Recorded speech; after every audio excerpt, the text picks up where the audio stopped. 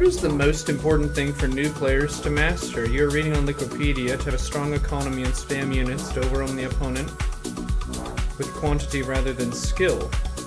But that is the skill, because that's the difference between StarCraft and MOBA games, right? Is you have economy management. How about, because we have so many viewers here, how about I just do an instructive little thing, because I've been laddering all day. But I can't really focus on the absolute basics if I'm in an intense game against someone who's actively jamming Hellions into my base constantly. What's up, Livy B?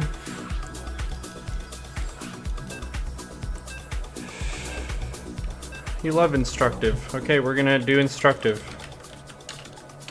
Hang on. Follow Livybee's channel quickly. Okay, so this is for people wanting to understand what's important. So the first thing you should think about is that the tools in front of you are like a race car. And the most important step is to know where you're going. So where are we going? We're going to 200 supply. Do you see this up here? 14 out of 14. We want to make this 200 out of 200 as fast as possible. And the way you get there is not super obvious to a new player. Like, how do I get to 200 supply super fast? You make workers super fast. You should have a sense of urgency. Like an extreme sense of urgency to mass workers. Unless you're doing a build that has you go for an aggressive timing, which that's fine.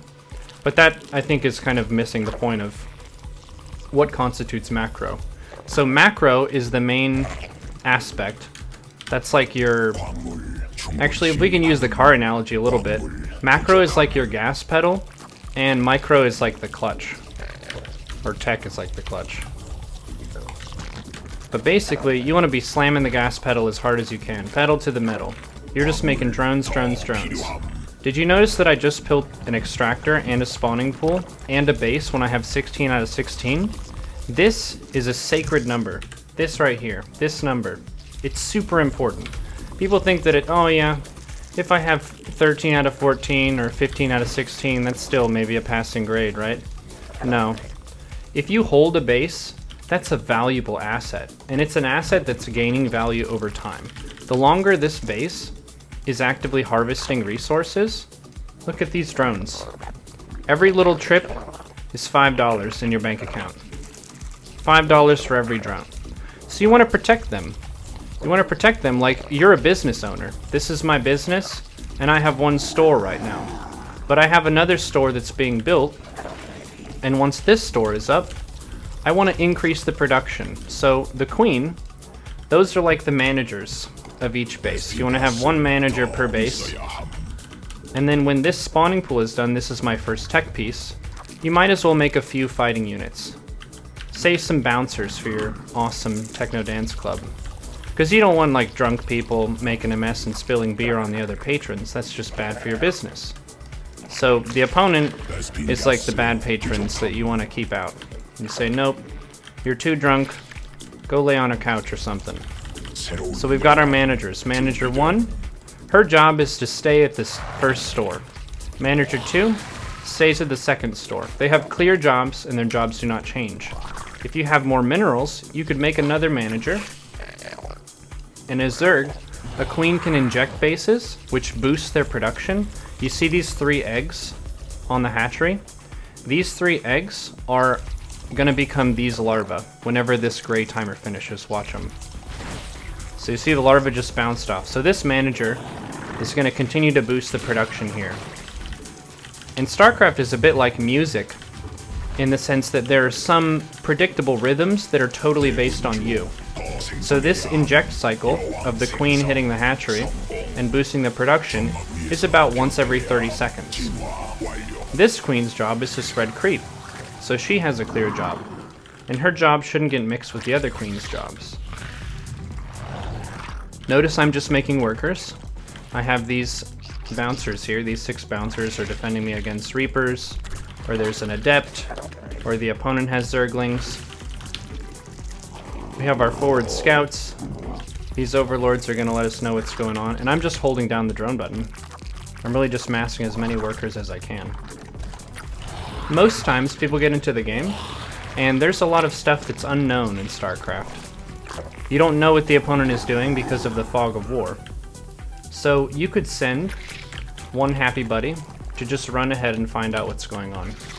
So this guy, I sent off a hotkey. He's just going to run to the opponent's side of the map and get some vision here. We're at the 30-second rhythm, so we want to spread creep. And then after you pass 16, you can either take gases or transfer to a new base. But now, we have one manager at this third store, a manager at store 2, manager at store 1. As we get gas, we want to spend gas. So you want to make money and spend money. Because once you have money, you should use that to invest in new departments. Like say you've got a restaurant, and you've got a bunch of main courses for dinner. But what if you want to also have a little bakery in the place? Well, you have to invest in the equipment you need to have a bakery, so you can have some tasty pastries in your store. Well, what if you want to have a smoothie machine? Let's make a smoothie machine. Okay, awesome. But what if there were some thieves who kept breaking in? They kept breaking into the store, and they kept taking our TVs and stuff. Well, then we'll lock down this space, so that even if we're off hours and I'm not looking at stuff, if some thieves come in over this way, when they try to take my TV, they'll get blown up. So we're investing in multiple stores because we're very industrious and entrepreneurs and all that. And we're also making sure every store is well managed. While we're increasing our worker count, we're adding employees here. And we're investing in a lot of different kinds of stuff. Like, look at this. Now we've got a bar. That's fantastic. Continuing to make workers. Because if you have all these stuff, you have to have someone make the smoothies. You have to have a couple people set up the traps for the thieves who keep stealing our TVs. Is it making sense? And then, you want to have a target worker count. You see up here it says 69. If you have between, say, 60 and 70 workers, that's pretty good for a new player, because spending is pretty hard. Say you have a ton of money and it's just getting really high and you can't spend it. You can get another little store. So store 1 is going to be twice as big, and we can produce more stuff, and we can even make another manager for this store. So we're making sure our managers are working hard. We have our bouncers here. And once we're at our saturation goal of 60 to 70, now we're going to make a huge army. This is where Zerg really excels. The other races can kind of work this way as well if you want to play it in a macro style. But now I'm going to focus on making a ton of Roach Hydra. Roach Hydra is really nice because it's just a robust, basic ground army. You have roaches, the guys that come from this. They have lots of HP. They're armored, but they don't have a ton of damage. So they're your frontline units.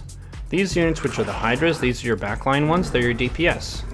I bet lots of you have played MMOs and stuff, or are aware of RPGs, where you have tanks, you have DPS, and you have healers. These guys, the gray ones, are your DPS. These black and green ones, these are your tanks. So you want to have your tanks in the front and your DPS in the back. And as you switch into that gear of making a bunch of army, you need a lot more supply, a bunch more overlords, because your army is hungry. You need to feed them stuff. So instead of making these supply structures or units 1 at a time, you can make them 8 at a time. Because now we have 4 stores that are just cranking out stuff. All of them have managers, all of them are boosting off larvae, and we're shooting up to 200 supplies super fast, because that's our goal.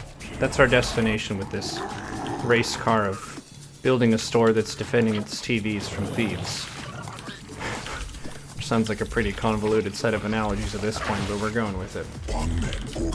Okay, so we're getting the stuff. We're trying to get the 200 supply as fast as we can. And once we do, we're going to focus on our formation first. It's okay to just make your stuff and you don't have to fuss about it too much. You should be focused more on how the stores are running. So all these stores are running, good job. And then now, we're ready to go. We're at 200 supply. So what do? Control click the DPS and click it back, further back home. Control click, it might be shift click, I have mine swapped. But then you select all of the tank units and make sure they're clearly in the front. And then you select your army group that has all of them, and then you just attack.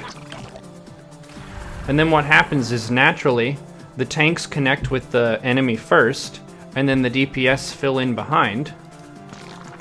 And then during this, you make sure the stores are still working, the managers are all doing their duties. And then the army fights, and then as your tanks die, they're attacking in the front, then you select your bases and you build units through the fight. So say these units died, I would be building more stuff, so that's your remax. So after you've hit 200 supply, you take a fight, and then you remax. That's probably the most basic way to approach macro in the game, where you just get used to that 30-second rhythm. You make sure all your bases are well managed and you have the TVs protected and stuff like that.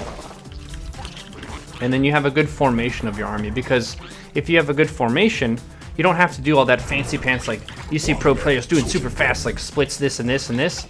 And I'll see like new players who are in bronze to platinum that are they're just moving their army so much. They're doing this and this and this. You don't really have to micro it that much, especially if your army composition is good. Here's a really important micro maneuver you can do that's very simple. So see how everything is clumped up and the stuff in the back is going to struggle to shoot? We have two paths here. We have a path here and a path here. Say the enemy army is here between the natural and the third base. This would be their natural. This would be their third base. I'm going to box these happy buddies in half. Box. Click over here. Box. Click over here. Group.